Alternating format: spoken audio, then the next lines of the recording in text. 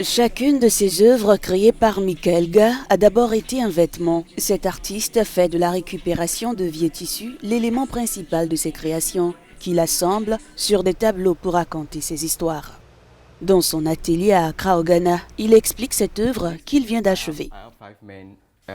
Dans cette œuvre, j'ai 5 hommes, tous dans leur zone de confort.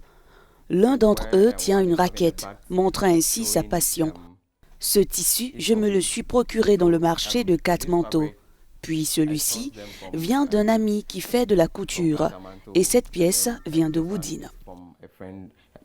Comme à son habitude, Michael Ga fait la tournée quotidienne pour récupérer ses déchets textiles. Une manière, dit-il, de révolutionner l'art et interpeller sur la préservation de l'environnement. Le sens de la mode se développe plus rapidement de nos jours. Et on a tendance à laisser tomber nos anciennes modes, alors je vais les chercher pour créer mes propres œuvres. Je ne veux pas qu'ils finissent dans les mers, dans les caniveaux, pour bloquer les canalisations. Résilient et déterminé, les actions de Michael Ga inspirent Franklin Maduka. Quand ils viennent chercher ces déchets textiles, nous ne savons pas ce qu'ils en font. Il se peut qu'ils causent beaucoup de dommages à l'environnement. Mais maintenant, Ga vient les chercher. Il les utilise pour faire de l'art, pour faire ses œuvres, ce qui est en fait bon et contribue beaucoup pour notre environnement, ce qui est très important.